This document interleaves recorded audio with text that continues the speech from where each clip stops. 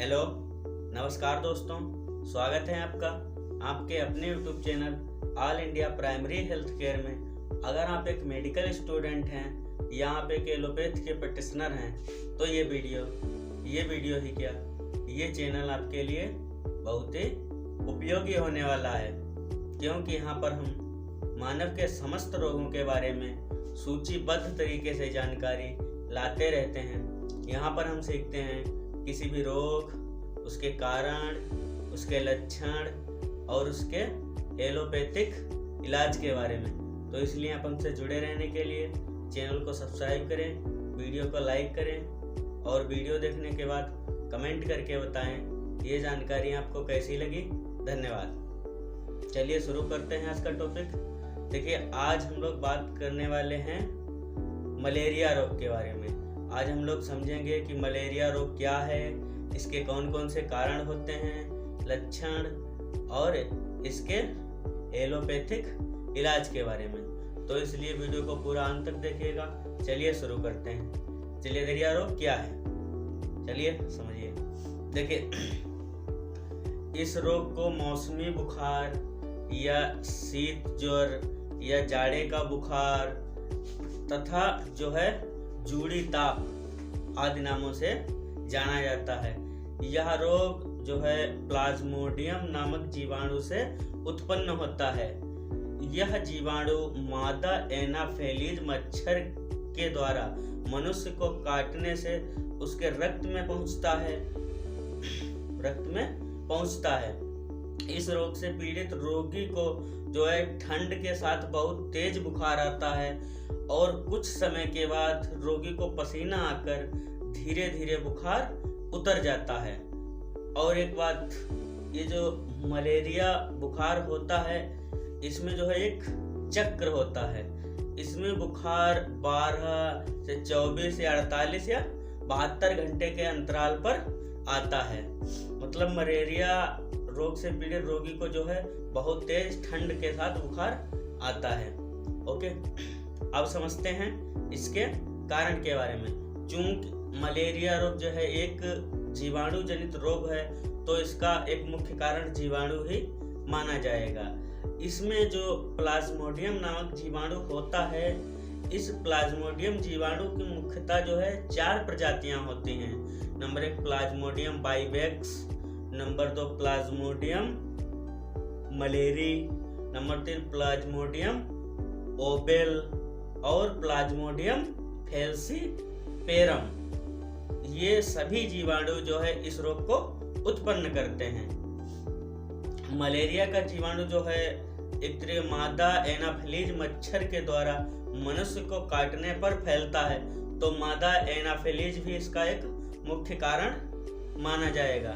Okay, देखिए, अपने देश भारत भर में प्रोटोजोआ का जो है मुख्य वाहक मादा एनाफिलीज स्टेप्सी नामक मच्छर ही माना जाता है। ओके, अब समझते हैं लक्षण के बारे में। तो देखिए, संक्रमित मच्छर के काटने के 7वें दिन से लेकर 10वें दिन तक इसका जो है प्रकोप होने लगता है। रोगी के जो है शुरू में, रोग के आरंभ में रोगी को भूख नहीं लगती है, रोगी को जो है सर दर्द बना रहता है, शरीर में थकान बनी रहती है और ठंड लगने की अवस्था में शरीर की कपकपाहट और शीत के कारण जो है रोगी के ठिठुरन उत्पन्न हो जाती है। कई बार रोगी को उल्टी भी होने लगती हैं और रोगी को बहुत तेज बुखार आता है। इसमें रोगी को बुखार जो है 104 से लेकर 107 डिग्री फ़ारेनहाइट तक चढ़ जाता है। इसके कारण जो है रोगी के जो है शरीर में जलन के साथ अत्यधिक गर्मी का अनुभव होता है। रोगी को त्वचा सूखी और जलती हुई से अनुभव होती है। हम जानते हैं कि जीवाणुओं में अपनी जनसंख्या बढ़ाने के लिए द्विगुणन की प्रक्रिया होती है। ये सभी प्रजाति के जीवाणु जो है अपने में द्विगुणन की प्रक्रिया जो है अलग अलग समय पर पूरी करते हैं। जैसे आपका प्लाज्मोडियम बाइवेक्स और प्लाज्मोडियम ओवेल नामक जीवाणु जो है 48 घंटे में अपनी जनसंख्या को दूना करते हैं, अर्थात द्विगुणन करते हैं। इसी प्रकार जो है प्लाज्मोडियम फैलसीपेरम जो है ये जीवाणु का 36 घंटे से लेकर 40 घंटे के अंदर जो है अपनी द्विगुणन की प्रक्रिया को पूरा कर लेता है। इसी प्रकार प्लाज्मोडियम मलेरी सिर्फ 2 घंटे में अपनी जनसंख्या को जो है दूना अर्थात द्विगुणन की प्रक्रिया कर लेता है। ओके, अब समझते हैं मलेरिया के प्रकार के बारे में कि यह कितने प्रकार का होता है। तो मलेरिया मुख्यतः जो है 6 प्रकार का होता है। Number 1 falciparum malaria, number 2 cerebellum malaria, number 3 vivax malaria, number 4 latest malaria, number 5 malariae malaria, number 6 quotidian malaria. तो अब डिटेल में समझेंगे एक एक प्रकार की मलेरिया के बारे में। तो ओके, तो सबसे पहले समझते हैं फैलसीपेरम मलेरिया के बारे में। तो इस प्रकार का मलेरिया जो है सर्वाधिक गंभीर और घातक होता है। इसमें जो है इस प्रकार की मलेरिया से पीड़ित रोगी के लक्षण तीव्र होते हैं और कभी कभी रोगी के जो है मृत्यु भी हो जाती है। फैलसीफेरम मलेरिया जो है बहुत तेज मलेरिया होता है और बहुत ही खतरनाक होता है। इसमें रोगी को बहुत तेज बुखार आता है। इसमें इस प्रकार की मलेरिया में रोगी की मृत्यु भी हो जाती है। Okay, number 2 cerebellum malaria. इस प्रकार का मलेरिया प्लाज्मोडियम फैलसीफेरम नामक जीवाणु से फैलता है। इसे मस्तिष्क का मलेरिया भी कहा जाता है। मतलब सेरिबेलम मलेरिया, देखिए हमारे दिमाग का एक पार्ट होता है सेरिब्रम, मेन पार्ट होता है दिमाग का सेरिब्रम, उसी के नाम पर इसे सेरिबेलम मलेरिया कहा जाता है। अर्थात सेरिबेलम मलेरिया जो है दिमाग का मलेरिया या मस्तिष्क का मलेरिया भी कहा जाता है। इसमें जो है बुखार बहुत तेज 107 डिग्री फ़ारेनहाइट से भी ऊपर उठ जाता है, जिसके कारण जैसे जब शरीर का तापमान 107 डिग्री से भी ऊपर उठ जाता है तो यह एक चिंताजनक विषय हो जाता है। इसमें बहुत तेज सरदर्द, इतनी तेज सरदर्द होता है जिसके कारण रोगी जो है अपनी आंखें तक भी खोल पाना जो है मुश्किल हो जाती है, आंखें तक नहीं खुलती हैं और कई बार रोगी को कोई अन्य बड़ी समस्या भी बन जाती है, जैसे इसमें अंगघात, पैरालिसिस भी हो सकती है या रोगी की मृत्यु भी हो सकती है। तो ये जो है सेरिबेलम मलेरिया भी घातक मलेरिया होता है। बाइवेक्स मलेरिया, इस प्रकार का मलेरिया प्लाज्मोडियम बाइवेक्स नामक जीवाणु द्वारा उत्पन्न होता है। इस प्रकार का मलेरिया सर्वाधिक पाया जाता है। इसमें तीसरे दिन बुखार आता है। इसमें शुरुआत में जो है शुरू में सिर दर्द, कमर दर्द, भूख न लगना, हाथ पैरों की टूटन जैसा दर्द या अकड़न महसूस होना आदि लक्षण होते हैं। इसके पश्चात रोगी को बहुत तेज कपकपी के साथ बुखार आता है और फिर पसीना निकलकर बुखार धीरे धीरे उतर जाता है। प्रायः रोगी को बुखार दिन के समय में ही आता है। ओके, इसमें बाइवेक्स मलेरिया में लेटेस्ट मलेरिया, यह ऐसा मलेरिया रोग है जिसमें परजीवी रोगी के रक्त में विद्यमान रहते हुए भी कोई लक्षण प्रदर्शित नहीं करते हैं। इस प्रकार का मलेरिया जो है रोगी प्रचार करने में बहुत सहायक होता है।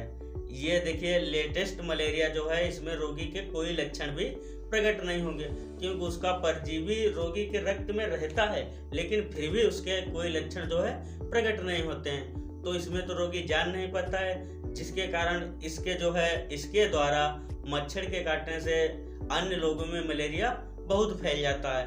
तो इस प्रकार का रोगी जो है मलेरिया फैलाने में बहुत हद तक सहायक होता है, यह बहुत फैलाता है। ओके, अब मलेरियाई मलेरिया या इसे कोइटन मलेरिया भी कहा जाता है। कोइटन मलेरिया या मलेरियाई मलेरिया, इस प्रकार का मलेरिया प्लाज्मोडियम मलेरी द्वारा उत्पन्न होता है, जिसमें जो है बुखार प्रत्येक 72 घंटे के अंतराल पर आता है। इस प्रकार का मलेरिया रोगी की किडनी पर बहुत ही विनाशकारी जो है प्रभाव पड़ता है, जिसके कारण नेफ्रोसिस हो जाती है और सूजन आ जाती है, जिसके कारण रोगी के जो है मूत्र में प्रोटीन चला जाता है या प्रोटीन जाने लगता है, जिसके कारण रोगी के शरीर में या रक्त में प्रोटीन की कमी आ जाती है और शरीर में रक्त की कमी के कारण पूरे शरीर में सूजन आ जाती है। ओके, क्लियोट्रिडियम मलेरिया, इस प्रकार का मलेरिया प्लाज्मोडियम बाइवेक्स जीवाणु द्वारा उत्पन्न होता है। इसमें रोगी को प्रतिदिन बुखार आ जाता है और बुखार एकदम से चढ़ता है और उतर जाता है, इसीलिए इसे दैनिक मलेरिया भी कहा जाता है। किसी भी प्रकार का मलेरिया हो, इसमें रोगी को जो है कपकपी लगकर बुखार आता है और पसीना आकर उतर जाता है और साथ ही में रोगी को जो है प्लीहा में वृद्धि हो जाती है और शरीर में रक्त की कमी हो जाती है। ओके, समझते हैं चिकित्सा के बारे में। तो चिकित्सा में सबसे पहले रोगी को जो है पूर्ण विश्राम या आराम कराएं। शारीरिक टेम्परेचर को कम करने के लिए पैरासीटामॉल, एस्पिरिन का उचित मात्रा में प्रयोग करें। रोगी की कपकपी या ठंड को दूर करने के लिए गर्म पानी की बोतल व कंबल रजाई का प्रयोग करें। रोगी को शीघ्र ही औषधि चिकित्सा आरंभ कर दें। रोगी के शरीर द्रव्य तरल अर्थात पानी की कमी होने पर ग्लूकोज, लवण जल, नॉर्मल सलाइन, आईवी देना चाहिए। रोगग्रस्त काल में रोगी को आयरन युक्त टॉनिक सेवन कराना चाहिए। देखिए, साधारण अवस्था में रोगी को ताजी तुलसी पत्ती मिश्रित चाय का सेवन जो है हितकर माना जाता है। इसके अलावा रोगी को जो है साफ स्वच्छ जल, सेब, अंगूर, साबूदाना, परिमल, पपीता, नींबू, चौलाई का साग, चौरैया का साग, मेथी और गेहूं की हल्की रोटी जो है देना चाहिए। रोगी को जब तेज बुखार हो या कपकपी लग रही हो तो पसीना आने वाली संवेदल चीजें जैसे गर्म पानी या सौंठ का चूर्ण आदि प्रयोग कराना चाहिए। ओके, अब समझते हैं औषधि चिकित्सा के बारे में। तो औषधि चिकित्सा में सबसे पहले हम बुखार को कम करने के लिए पैरासीटामॉल टेबलेट का प्रयोग करेंगे। इसमें आपका टेबलेट आता है डोलो 650, एक टेबलेट सुबह शाम या तीनों टाइम देंगे, वो रोग की कंडीशन के मुताबिक। इसी के साथ में टेबलेट जेंटिक या टेबलेट एसिलाक 150 मिलीग्राम, एक टेबलेट सुबह शाम देंगे। इसी के साथ में कोई अच्छा सा मल्टीविटामिन भी देंगे। इसमें आपका कैप्सूल न्यूरोकाइन गोल्ड या टेबलेट ओरोफेरेक्स टी या कैप्सूल फिपकोल रोज एक दोपहर देंगे। यदि रोगी के जो है शरीर में रक्त की अधिक कमी हो तो कोई अच्छा आयरन टॉनिक देंगे। इसमें आपका हीमोफोर्ट सिरप या आपका सिरप विटकोफाल या सिरप हेपफोर्ट या सिरप आपका हेप्टाग्लोबिन, इनमें से कोई एक जो है 10-10 ml सुबह शाम देंगे खाना खाने के बाद में। इसी के साथ में कोई एंटी मलेरिया ड्रग देंगे। इसमें सबसे जो है पॉपुलर ब्रांड आपका आता है क्लोरोक्विन। यह औषधि टेबलेट, इंजेक्शन और सिरप फॉर्म में उपलब्ध है। क्लोरोक्विन, इसकी एक टेबलेट सुबह शाम या तीनों टाइम वो रोग की कंडीशन के हिसाब से देंगे। ओके, इसी के साथ में एक औषधि आती है बुलाकोबीन। इस औषधि का प्रयोग मलेरिया रोगियों में मलेरिया की पुनरावृत्ति को रोकने के लिए किया जाता है। यदि क्लोरोक्विन के साथ इस औषधि का उपयोग किया जाए तो इन रोगियों में मलेरिया की पुनरावृत्ति बिल्कुल नहीं होती है। इसकी मात्रा वयस्क व्यक्ति में जो है एक कैप्सूल 25 मिलीग्राम प्रतिदिन कुल 5 दिन तक किया जाता है। इस औषधि का इस्तेमाल क्लोरोक्विन जो है आरंभ करने के दूसरे दिन से प्रारंभ किया जाता है। यदि क्लोरोक्विन का इस्तेमाल करने से रोगी को विशेष आराम नहीं मिलता है तो उसमें क्लोरोक्विन की जगह आपका मेफ्लोविन या कुनेन का प्रयोग किया जाएगा, यह किया जा सकता है। ओके, तो आज का टॉपिक हमारा समाप्त हुआ। आई होप ये जानकारी पसंद आई होगी। अगर ये जानकारी पसंद आई है तो प्लीज़ वीडियो को लाइक, शेयर और चैनल को सब्सक्राइब करिएगा। मिलते हैं नेक्स्ट वीडियो में नए टॉपिक के साथ। धन्यवाद।